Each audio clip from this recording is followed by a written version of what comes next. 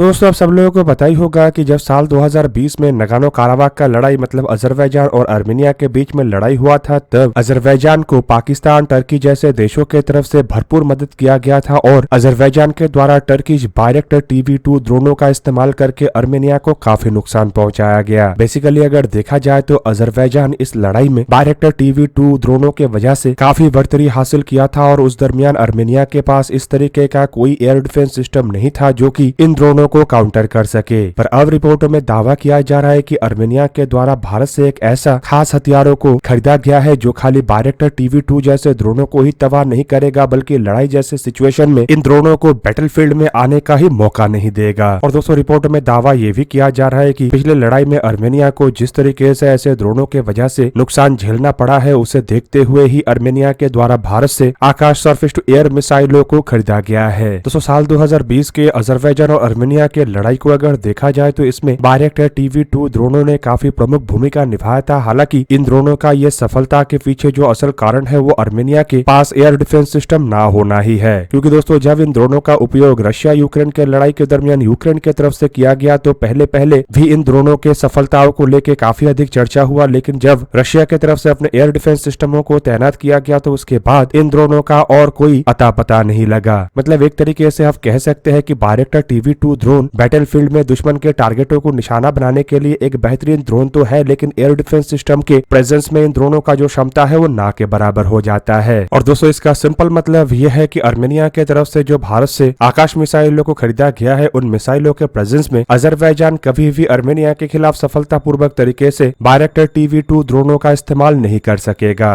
दोस्तों ये जो Akash surface to air missile है इसे असल में भारत के defence research and development organisation के तरफ से एक मीडियम रेंज की सरफेस टू एयर मिसाइल के रूप में डेवलप किया गया है। और आप लोगों की जानकारी के लिए बता दूं कि आकाश मिसाइल हवा में कई तरीके के टारगेटों को न्यूट्रलाइज कर सकता है, जिनमें फाइटर एयरक्राफ्ट से शुरू करके अनमैन एरियल व्हीकल, हेलीकॉप्टर से शुरू करके लो फ्लाइंग क्रूज मिसाइल तक शामिल है। और दोस्तों अन्य लॉन्ग रेंज एयर डिफेंस सिस्टमों के मुकाबले में ये शॉर्ट और मीडियम रेंज में काफी बेहतरीन ढंग से काम करता है। और बेसिकली इसका जो कार्य क्षमता है वो 200 मीटर के रेंज से शुरू करके 30 किलोमीटर के रेंज तक है और करीब करीब 20 किलोमीटर के ऑल्टीट्यूड तक जाके भी ये टारगेटों को निशाना बना सकता है। मतलब बायरेक्टर TB2 जैसे ड्रोन जो है वो आकाश मिसाइल से अपने आप को किसी भी तरीके से नहीं बचा सकता। और आप लोगों के जानकारी के लिए ये भी बता दूं कि DRDO के तरफ से इन सरफेस टू एयर मिसाइलों को इस तरीके से बनाया गया है कि ये लो ऑल्टीट्यूड में फ्लाई करने वाले स्लो टारगेटों को भी डिटेक्ट कर सके और न्यूट्रलाइज कर सके। मतलब दोस्तों किसी भी तरीके का ड्रोनों के लिए इन सरफेस टू एयर मिसाइलों से अपने आप को सुरक्षित रख पाना लगभग नामुमकिन है। दूसरी तरफ दोस्तों अगर देखा जाए तो आकाश मिसाइलों के पास मल्टीपल टारगेटों को एक साथ एंगेज करने का क्षमता है, जो कि कुछ ही दिन पहले ही भारत की तरफ से शोकेस किया गया था जब एक साथ एक ही बैटरी के द्वारा 4 अलग टारगेटों को न्यूट्रलाइज किया गया था। और इससे एक तरीके से आप ये भी कह सकते हैं कि अगर अजरबैजान एक साथ एक के अधिक ड्रोनों का उपयोग करता है तब भी वो आर्मेनिया के खिलाफ कोई भी सफलता हासिल नहीं कर पाएगा। और दोस्तों रिसेंट रिपोर्ट में ये भी खुलासा किया गया है कि किस तरीके से बायरेक्टर TB2 ड्रोन एयर डिफेंस सिस्टमों के खिलाफ नाकाम होता है। रिपोर्ट के मुताबिक रशिया यूक्रेन के लड़ाई के दरमियान यूक्रेन के तरफ से बड़े मात्रा में बायरेक्टर TB2 ड्रोनों को रशिया के खिलाफ डिप्लॉय तो किया गया था, लेकिन रशिया के द्वारा जब इफेक्टिवली अपने एंटी ड्रोन या फिर कहे तो काउंटर ड्रोन स्ट्रेटेजी को अपनाया गया और एयर डिफेंस सिस्टमों का डिप्लॉयमेंट किया गया तो ये बायरेक्टर TB2 ड्रोन खाली फेल ही नहीं हुआ बल्कि बताया जाता है कि करीब 100 से भी अधिक ऐसे TB2 ड्रोनों को रशिया के एयर डिफेंस सिस्टमों ने कुछ ही महीनों के अंदर न्यूट्रलाइज कर दिया। और उसके बाद अब यूक्रेन के पास एक भी बायरेक्टर TB2 ड्रोन नहीं है। और दोस्तों इन्हीं वजह से एक्सपर्टों का मानना है कि आर्मेनिया के द्वारा भारत से जो आकाश एयर डिफेंस सिस्टमों को खरीदा गया है ये असल में एक गेम चेंजर होगा, क्योंकि इन ड्रोनों के पास बायरेक्टर TB2 जैसे ड्रोनों को न्यूट्रलाइज करने का बेहतरीन क्षमता है। और ये आकाश सरफेस टू एयर मिसाइल जो है ये आने वाले समय में अजरबैजान के लिए एक बहुत बड़ा चैलेंज बनेगा। और खाली अजरबैजान नहीं बल्कि ये टर्की के लिए भी एक बहुत बड़ा चैलेंज बनेगा, क्योंकि टर्की के तरफ से नगानो काराबाग के लड़ाई के बाद जिस तरीके से अपने बायरेक्टर TB2 ड्रोनों को प्रमोट किया गया है उससे इन ड्रोनों के एक्सपोर्ट को लेकर टर्की को तो फायदा हुआ था, लेकिन रशिया यूक्रेन के लड़ाई के बाद एक तरीके से इन ड्रोनों का जो छवि खराब हुआ है वो आने वाले समय में आकाश सरफेस टू एयर मिसाइलों के कारण और भी खराब होने वाला है। इवन दोस्तों रिपोर्टों में ये भी दावा किया जा रहा है कि यूक्रेन के लड़ाई के क्षेत्र में रशिया के द्वारा जिन सरफेस टू एयर मिसाइल मतलब 2K11, 9K33 ओसा और 2K12 कब जैसे सिस्टमों का इस्तेमाल किया गया था उससे अधिक कैपेबल सीकर का उपयोग भारत के द्वारा अपने आकाश 1S जैसे सरफेस टू एयर मिसाइल में किया गया है। मतलब एक तरीके से आप कह सकते हैं कि जिन सरफेस टू एयर मिसाइलों की वजह से बायरेक्टर TB2 ड्रोनों का हालत आज इस तरीके का हुआ है, उससे भी बेहतरीन सरफेस टू एयर मिसाइल अब आर्मेनिया के पास है, जो कि अजरबैजान और टर्की के लिए अब चिंता बढ़ा रहा है। अब दोस्तों एक तरफ जहां पे आकाश सरफेस टू एयर मिसाइलों के बदौलत आर्मेनिया अपने कैपेबिलिटी को बढ़ा रहा है और अजरबैजान के लिए चिंता बढ़ रहा है, तो वहीं पे दूसरी तरफ भारत के द्वारा पाकिस्तान और चाइना जैसे देशों की चिंता को बढ़ाने के लिए और एक हथियार के ऊपर काम शुरू कर दिया गया है। और दोस्तों ये हथियार है RUAV 200 ड्रोन। आप लोगों की जानकारी के लिए बता दूं कि RUAV असल में एक हेलीकॉप्टर नुमा ड्रोन है और रिपोर्ट में दावा किया जा रहा है कि हिंदुस्तान एरोनॉटिक्स लिमिटेड के तरफ से RUAV 200 के हाई ऑल्टीट्यूड वेरिएंटों का भी प्रोडक्शन का काम शुरू कर दिया गया है। अब दोस्तों ये RUAV 200 को अगर देखा जाए तो ये इंडियन आर्म फोर्सेस के one of the most anticipated programme है, जिसका इंतजार करीब करीब 2 साल से किया जा रहा था। और रिपोर्ट के मुताबिक 2 साल के डिले के बाद आखिरकार हिंदुस्तान एरोनॉटिक्स लिमिटेड की तरफ से RUAV 200 सीरीज के इन ड्रोनों के असेंबली का काम शुरू कर दिया गया है। यहाँ पे आप लोगों को ये भी जान के रखना चाहिए कि RUAV मतलब रोटेटरी अनमैन्ड एरियल व्हीकल है, जो कि क्विकसाइल रोटेटरी विंग डिजाइन के तहत है और इसमें एक ताकतवर तरीन इंजन का उपयोग किया गया है। और इंडियन आर्म फोर्स असल में इस तरीके के ड्रोनों का उपयोग हाई ऑल्टीट्यूड रीजन मतलब चाइना के साथ लगे हुए पहाड़ी क्षेत्र में करना चाहता है, जहाँ पे कि इन ड्रोनों को मल्टी रोल ड्रोन के रूप में इस्तेमाल किया जा सकेगा। इवन इन ड्रोनों के सारे लॉजिस्टिक सप्लाई को भी बरकरार किया जा सकेगा। और दोस्तों हिंदुस्तान एरोनॉटिक्स लिमिटेड इस प्रोजेक्ट के लिए भारत के कई सारे संस्थाओं के साथ कोलैबोरेशन कर रहा है, जिनमें defence research and development organisation से शुरू करके Indian institute of technology Kanpur मतलब IIT कानपुर तक शामिल है। अब दोस्तों रिपोर्टों के मुताबिक ये जो RUAV 200 ड्रोन है, इससे असल में काफी हार्श कंडीशन को सहन करने के लिए बनाया जा रहा है, जिस वजह से इन ड्रोनों को बेहतरीन ढंग से हाई ऑल्टीट्यूड रीजन में लॉजिस्टिक सप्लाई चेन के लिए उपयोग किया जा सकेगा और ये एक तरीके से फ्रंट लाइन में लॉजिस्टिक का भूमिका निभा सकेगा। वहीं पे आप लोगों को ये भी बता दूं कि फिलहाल हिंदुस्तान एरोनॉटिक्स लिमिटेड इन ड्रोनों के असेंबली का काम को अंजाम दे रहा है और आशा किया जा रहा है कि इस साल के अंत से पहले ये असेंबली संपूर्ण हो जाए और शायद इसके बाद इन ड्रोनों के ट्रायल को भी Hindustan aeronautics limited arm forces के साथ मिलकर शुरू करे। और दोस्तों खाली इन ड्रोनों का उपयोग इंडियन आर्म फोर्सेस के द्वारा हाई ऑल्टीट्यूड रीजन में एज ए लॉजिस्टिक ड्रोन के रूप में ही उपयोग नहीं किया जाएगा, बल्कि बॉर्डर क्षेत्र में इसे सर्विलेंस ड्रोन के रूप में भी इस्तेमाल किया जा सकेगा। अब दोस्तों हिंदुस्तान एरोनॉटिक्स लिमिटेड की तरफ से RUAV 200 ड्रोनों को लेके अब तक जो भी जानकारी दिया गया है, उस जानकारी के मुताबिक ये जो ड्रोन है ये 200 किलोग्राम के maximum take off weight capability का होगा और ये कम से कम 3 घंटे तक लगातार उड़ान भरने के क्षमता वाला ड्रोन होगा और ये भारत के लगभग सभी वेदर कंडीशन में उपयोग हो सकेगा। और रिपोर्ट के मुताबिक -35 डिग्री सेल्सियस के टेम्परेचर वाले क्षेत्र से शुरू करके +55 डिग्री सेल्सियस टेम्परेचर वाले क्षेत्र तक में इस्तेमाल हो सकेगा। वहीं पे दोस्तों इसके पेलोड कैपेसिटी को लेकर दावा किया जा रहा है कि 40 किलोग्राम के पेलोड को लेकर आसानी से उड़ान भर सकेगा और रेंज को लेकर दावा किया जा रहा है कि ये 400 किलोमीटर के रेंज में काम करने में सक्षम होगा। और सर्विस सीलिंग मतलब ऊंचाई में जाने का क्षमता को लेकर दावा किया जा रहा है कि ये 6000 मीटर की ऊंचाई में आसानी से जा सकेगा। इवन हाई ऑल्टीट्यूड रीजन मतलब करीब करीब 4 से 4500 मीटर के ऊंचाई वाले क्षेत्र से भी ये आसानी से टेक ऑफ और लैंडिंग कर सकेगा। और इन्हीं कारणों की वजह से इन ड्रोनों को हाई ऑल्टीट्यूड वॉरफेयर के लिए एक आइडियल ड्रोन के रूप में देखा जा रहा है। जबकि वहीं पे इसके रोल को लेकर दावा किया जा रहा है कि ये केवल मात्र लॉजिस्टिक ड्रोन के रूप में ही उपयोग नहीं हो सकता है, बल्कि रिकॉनेसेंस और सर्विलेंस ड्रोन के रूप में भी उपयोग हो सकेगा। और दोस्तों ये एक रोटेटरी विंग ड्रोन है, इसलिए इसे टेक ऑफ करने के लिए या लैंड करने के लिए कोई बड़े रनवे का आवश्यकता नहीं है, बल्कि ये छोटे से एयरफील्ड से या फिर कहे तो छोटे से हेलीपैड से भी टेक ऑफ कर सकेगा और वहां पे लैंड भी कर सकेगा। दोस्तों आप लोगों को क्या लगता है कि ये जो RUAV 200 श्रेणी के रोटेटरी विंग ड्रोन या फिर कहे तो हेलीकॉप्टर ड्रोन है, ये इंडियन आर्म फोर्सेस के लिए कितना उपयोगी होगा? कमेंट करके अपनी राय अवश्य दीजिए। दोस्तों आज के इस वीडियो को यही पे ही करते समाप्त। किसी और एक दिन किसी और एक वीडियो में मिलेंगे, तब तक के लिए जय हिंद, वंदे मातरम।